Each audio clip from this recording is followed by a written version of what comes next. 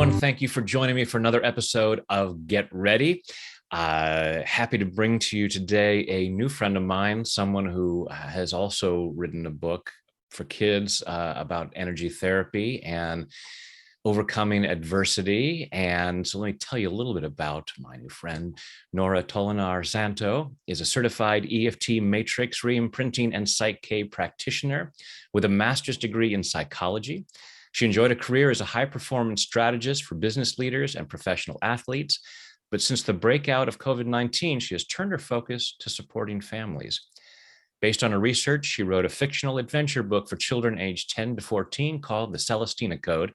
It aims to inspire and empower children to overcome adversity, to believe in themselves, and dare to pursue their dreams. Nora lives in Geneva, Switzerland with her husband and 2 children. And today she's here with us on Get Ready. Thanks for being here, Nora. Thank you so much, Brad, for inviting me. I'm happy to have you here. So talking about overcoming adversity, and now you've done a lot of studying, and well, you sort of turned things around from this career. How did that happen? Can I go like a little bit back in time, like how adversity... Rewind. Yeah, perfect. So how adversity started for me.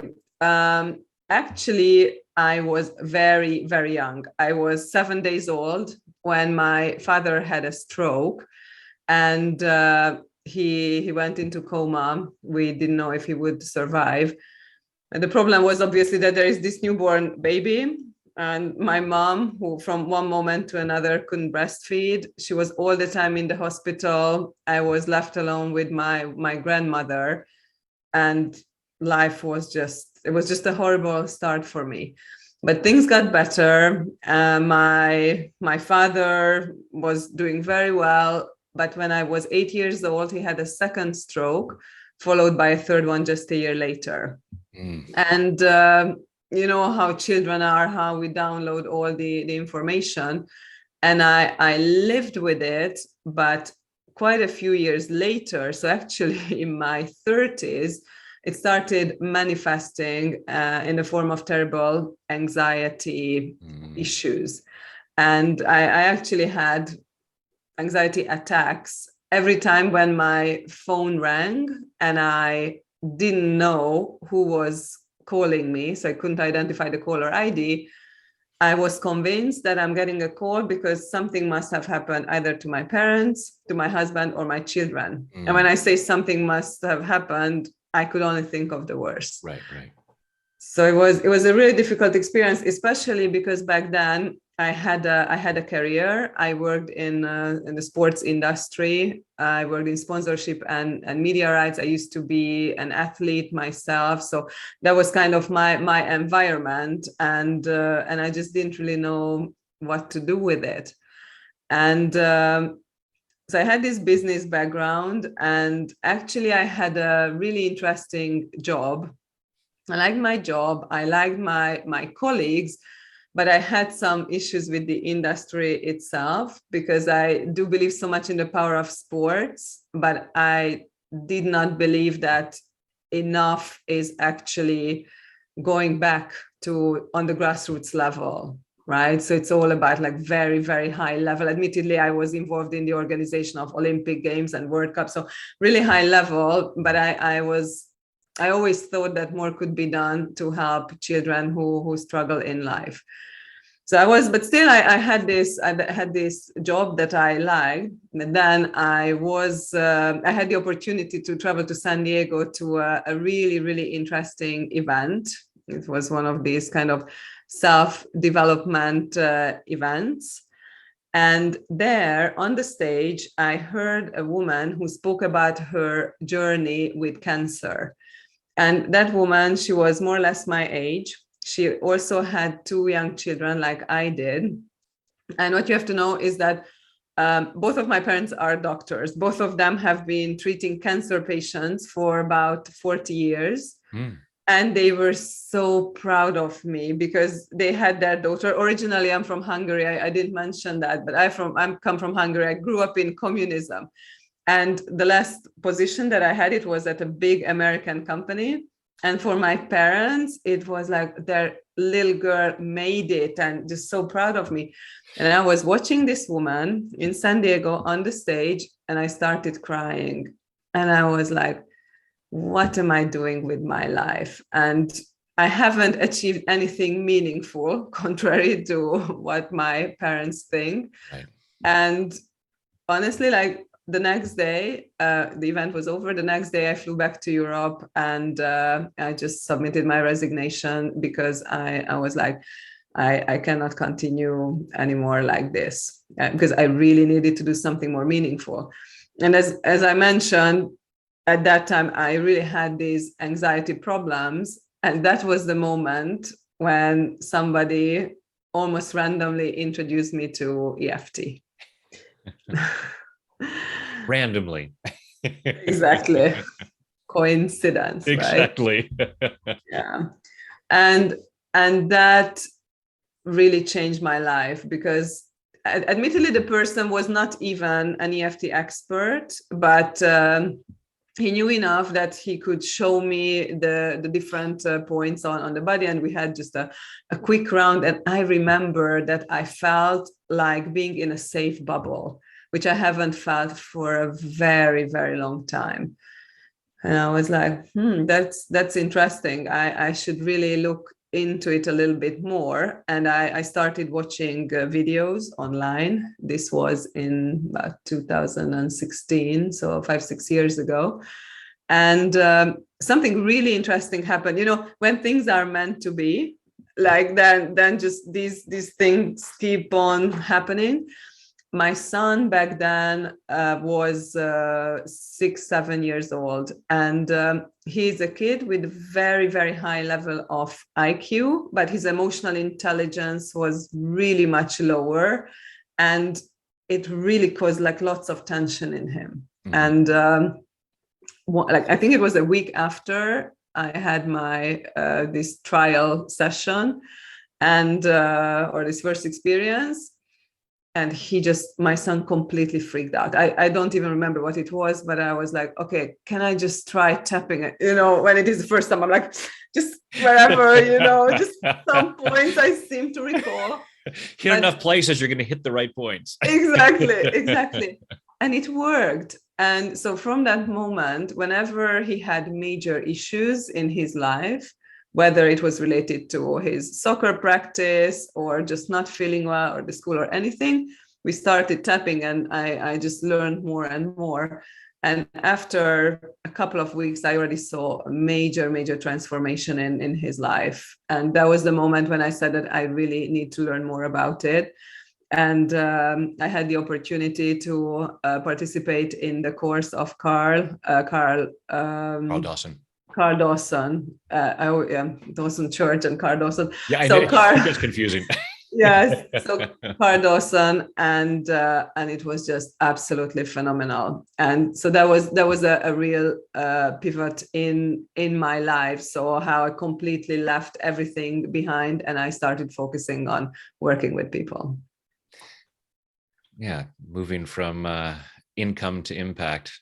Now, of course, you can have both, but that recognition of, okay, I'm having more income than impact, and having that sense of I'm meant for more than this. Yes, and you should have seen the reaction of the people. They really thought that I lost my mind. How can you do that? And my parents as well. They were like, but what will happen to you? And I said, you don't worry, I'll sort it. And I just felt that this was the right move. Excellent. And then this has now led to this book, the Celestina Code. Indirectly, because then I started working with different types of people, and I think it kind of came from my background and from my network that I ended up working with very, very high performers. They were business leaders or professional athletes, and it was very interesting to see and use like energy psychology, helping them to unblock their limiting beliefs and really be able to reach their full potential. And I it was again, like I have things like this happening in my life. And I woke up one morning and I said, I need to better understand human psychology, and I need to do a master's in psychology. And I felt this calling, like I honestly, like if I was not accepted by the university, I would have felt that this is the most devastating thing ever. Like, so. And so I did this master's in psychology. It was quite a challenging program, but it was definitely worth doing it. My research was about what makes extremely successful business leaders different from the average population. What do they have that most people don't? And I was very fortunate because I had the opportunity to interview CEOs, presidents, and founders of multi-billion-dollar companies who were not only successful, but also fulfilled. And they were actually, every single one of them making the impact, right? So it's not only the income, but the impact. And I found these common patterns that every single one of them had. And the first and probably the most important one was that all of them faced adversity in their lives, but they never looked at them as obstacles, but as opportunities to grow. So it's basically adversity combined with growth mindset. Okay. And I just loved it. And I was thinking that this is something that I really would like to kind of research more. And then something unexpected happened. It was my children, who were 11 and 9 at the time, who really wanted to know the secret of these high performers. They really wanted to find out, like, why. So especially my son, who has this entrepreneurial spirit, and he's like, yeah, please tell me how, what did they tell you? Yeah, what is the secret? And whenever I want to make a point to my kids, I tell them stories, because I do not believe that you can tell a 10 or 12-year-old that you have to develop a growth mindset or make sure that your emotional intelligence is high enough, right? Right. So, and I started telling them stories. Like, once upon a time, there was a little girl who was born in the 70s in North Carolina. And because of that, because she was a girl, she had to stay in the kitchen. She had to serve others. But she wanted to do something different. And she also had an alcoholic father, and he made the life so difficult for the whole family. And this little girl had a choice. So she could have chosen to accept this role that was given to her, or kind of take control of her own destiny. So kids, what do you think? Which one did she choose? Oh, I know. And I said, yes, exactly. She chose the latter one. And look at her. Now she is the president of like whatever company. And so with every single participant, I shared stories like this. But after a while, because it was a qualitative study, I ran out of stories. I was like, okay, no problem. I need to buy a book that actually combines a really interesting adventure story with self-development. And I couldn't find it for kids. So you had to write it yourself. Exactly. And this is something, just talking about limiting beliefs. I grew up by hearing all the time that I'm a terrible writer. Like, English is not my native language. I should never, ever consider writing books. And I'm like, you know what, this just has to happen. And I found a way how to write this book. And so here I am. I'm an author. Even sounds strange to say it, but yeah. Well, it's just in your own life, looking at how you started off with the adversity of, what your parents were going through at the moment you were born, and yet you went on to become a high achiever in both sports and business. And, having dealt with that adversity and all the factors that might have gone into that, and then taking that and it seems to me there's a divine perfection in that you reached those levels of success in that area and then made this move, because you come at personal development for high achievement from a very different level than a lot of other people might. Just brilliant how it's all unfolded for you. It's amazing, right? It's I just love the process, and I'm very curious to see how it will develop, but it might sound very easy, but it's What? not, and it wasn't, right? Like always pushing myself out of my comfort zone, and so many people not believing in me. But I'm like, it's not even that I want to show it to the world. It's coming deeper. I want to make an impact. I want to make a difference. And I know that if I manage, then all these other people can do it who came from absolutely nothing, then everybody can do that. And that's exactly the point, Nora, is that you did it in spite of other people's limiting beliefs, because so many people feel like, well, if I had what it takes, other people would be pointing that out to me. Other people would be saying that to me. People are telling me that I'm not that good. I don't have what it takes. And so therefore it must be true. It's like, no, that's the whole point, is that you have to believe in yourself and make it happen. And it's not easy. And it's because of that adversity. There's an old English proverb: smooth seas never made skilled mariner. Yeah, so true. It's those overcoming those difficulties, and certainly for those of us who work with people in personal development, if we say, oh wow, say to our clients, you've got some issues. I've never had to deal with issues, but I'm pretty sure I can help you with yours. Yeah, it's exactly. Yeah. And just talking about this, like really overcoming obstacles, because when I wrote the book, so one thing is about the key findings and how I talk about this, developing a growth mindset and resilience and emotional intelligence in the book in a very subtle way. But I also talk a lot about EFT. And the way I do it is that the protagonist in the book, a 13-year-old girl, she is so anxious and so full of limiting beliefs. And she is being selected to take part in a quest that can save her school. And her immediate reaction is, what do you think? Not me. I'm not good enough. Yeah. I'm not good enough and I cannot do it. And she has a panic attack. And in that moment, somehow the divine intervention, she finds out about EFT. And just as it happened to me, it changes her life. And I think it's really important that when we try to teach children, we actually give them some practical tools. And I think this is the beauty of tapping, that, like, honestly, everybody can do it. Even a 2-year-old, right? It doesn't matter, as I was showing at the beginning, like, it doesn't matter where maybe you don't find the right point, but it's more entering into the practice. And that's what I would like to achieve also with this book, to create awareness that there is a method like this, which is the magic wand, if I may use your analogy, right? Absolutely. That it is there, just people are not aware of it.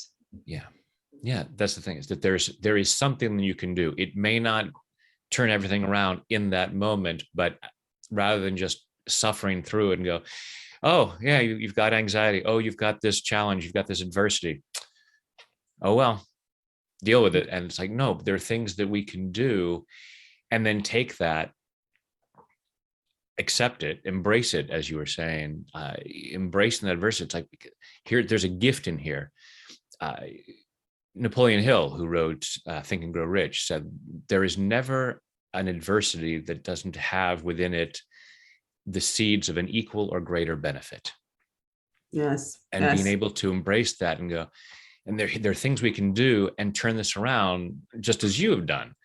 And I can turn this difficult start into success, first in these ways and now in other ways, to have an impact and make a difference in the world that, for so many people go, oh, that's not possible for me because of this or because of that. And it's like, hey, I started out when my dad was sick while I was a baby. We were in a communist nation and this, and I've achieved this. And for everyone to be able to look at, yeah, there are these challenges and there are things you can do, and the best is yet to come. Exactly. It happens so many times to us. I mean, it happened to me, and I'm sure it's the same for many other people, that when you are in the moment of this adversity, obstacle, it's the biggest disaster of your life. But when you look back, it's the best thing that can happen to you. It's real a blessing in disguise. And I do believe that in every difficult situation there is a blessing. Yeah. No, I can definitely think back to moments that it's at that moment I wasn't thinking, oh, this is so awful. It's so great. It's so great that it's so awful because, but now I look back and go, yeah, and I wouldn't be doing what I'm doing now if I hadn't gone through that. Now, that's not to say to anybody, if your life hasn't been hard enough yet, it needs to get hard in order to do something, because we've all faced our own adversities, and some are, objectively more awful than others. So it's not a matter of, if your life has been seemingly easy up till now, well, too bad for you, because you're never going to have what it takes, because we all have adversity, and it's being able to take whatever it might be at whatever level and say, how do I then take this and create a life that is more fulfilling? And it's so awesome that in your research, interviewing these people, finding people who are people of success, but also people of substance and character and fulfillment, because too many people will justify playing small, saying, well, because at least as a small person, I'm a good person, because those people who are up there on the mountain are just awful, awful people. It's like, no, there are those people, but there are those people at the bottom of the mountain too. And we have that opportunity to be successful and good. Yes, exactly. And the same goes about money, right? Because this is it. Money is the root of all evil. Not necessarily, depends what you do with it. Yeah. Right. Exactly. So, it's not the money, it's your behavior, and you can do a lot of good with it. Yeah. No. Awesome. So is there another takeaway from what you learned from in your research of what really successful people do that you can share with folks? Of here's another thing of what what you can do from based on this.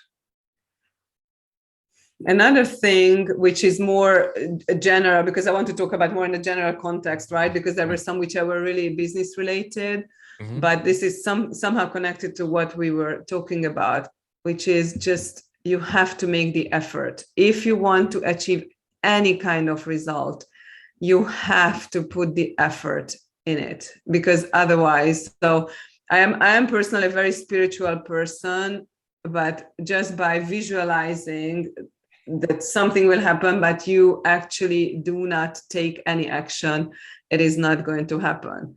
And keep on going. So resilience is really, really important. One of the key learnings besides the obstacle and the growth mindset is people need to have grit. And I love the work of Dr. Angela Duckworth, and talks about grit. And she says grit is basically the combination of passion and perseverance. So first, you really need to figure out what you are passionate about, but that's not enough. Then you have to persevere. And this is something that we have to start teaching our children as well. Because being a therapist now for quite a few years, I really see how easier it is to make a difference, or how faster children can react. So after 1-2 sessions, I really see a huge transformation. For adults, I mean, it's not a surprise, right? It's normal. It takes so much longer, and that's why we need to plant the seeds at a very, very early stage. So if you can do this, the growth mindset and having the grit, that's a huge advantage that these children can have later in life. Yeah, and then looking at what is that stuff that stops us from persevering and tapping it away, or whatever it might be, whatever that resistance is. And so that's why I love that you include these tools in the book. So it's not just saying to someone, no, just persevere, just persevere. It's like, okay, and how do we deal with that resistance that stops us? Exactly, because why don't you? One of my favorite topics is the self-sabotage. Why would you sabotage yourself when you are actually there, so close to what you want to achieve? And then, and this is then really trying to find the root problem, and that's where just tapping is just so beautiful and powerful. That's why I always like to say that self-sabotage is simply misguided self-love. Yes, oh, I love that. I have to write that down. What is that part of you that is saying, I need to take it, here I am about to achieve something great, and I need to shoot myself in the foot? And what part of me is saying, it's an act of mercy, really? I'm trying to, what is that fear that is coming over and clearing that? So awesome stuff, Nora. I'm so excited about your book and what you're up to. And thank you for sharing this with us. It was my pleasure. Always love talking with you, Brad. Thanks.